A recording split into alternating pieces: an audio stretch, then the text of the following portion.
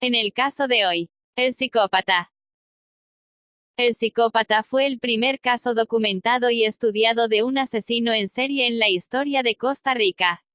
Su modus operandi se asocia con diversos asesinatos ocurridos a lo largo de una década, entre 1986 y 1996. De acuerdo a la legislación costarricense, los 19 crímenes atribuidos a el psicópata ya han prescrito.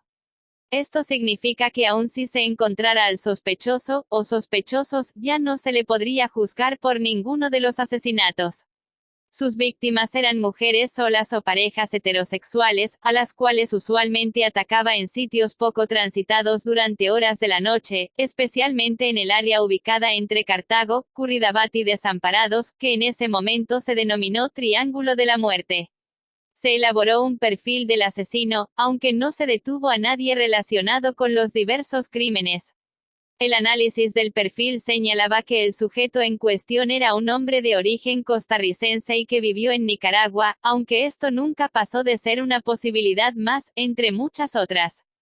Se planteó que el asesino podía ser un costarricense que en 1996 contaba con 43 años, y que estuvo enrolado en la guerrilla nicaragüense. Las autoridades costarricenses lo daban por muerto como resultado de este conflicto hasta que el individuo se presentó al registro civil solicitando una cédula de identidad.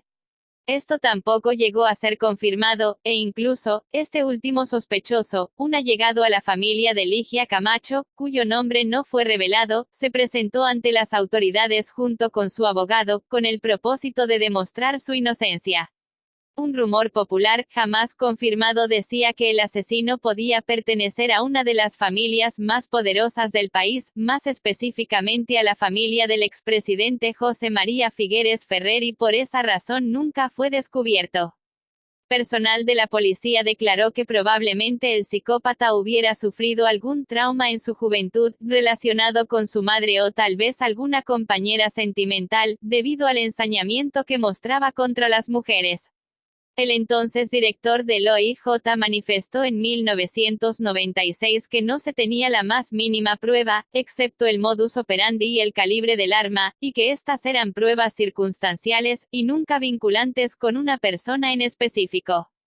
Y la policía llegó a manejar hasta 6 sospechosos distintos. El 26 de noviembre de 1996, el OIJ emitió un comunicado de prensa, el primero desde el inicio de los asesinatos, en el cual trataba de esbozar quién era el psicópata. En dicho comunicado, se ofrecía una línea telefónica y una dirección postal para dar informes de carácter confidencial, aunque esto no tuvo mayores frutos. También se intentó cambiar el rumbo de la investigación, pues antes de esa fecha, se pensaba que el psicópata era un asesino de tipo moralista, pero luego se intentó orientar su perfil hacia el de un asesino lujurioso que mataba para consumar sus fantasías sexuales, aunque nunca se aclaró el porqué de este giro en las investigaciones.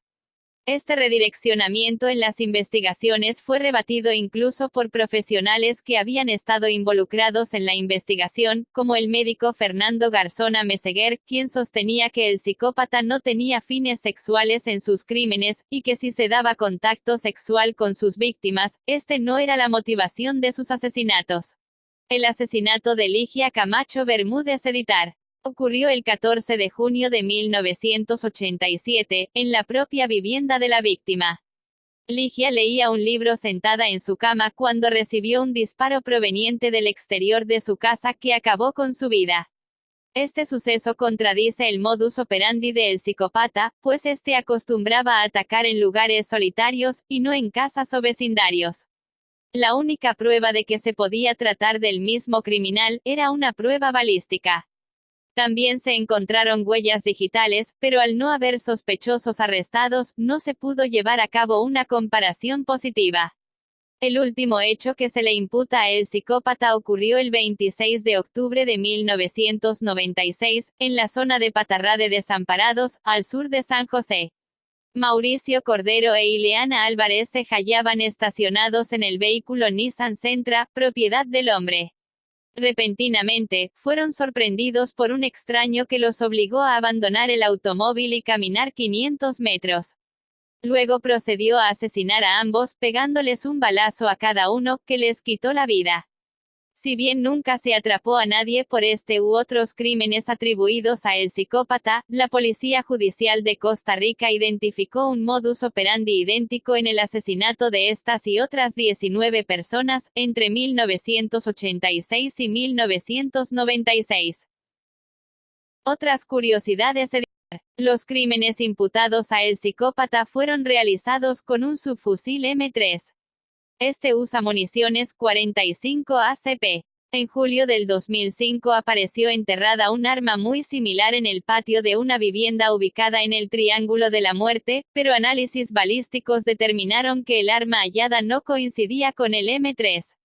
El psicópata solo atacó al sur de la autopista Florencio del Castillo, que comunica San José con Cartago.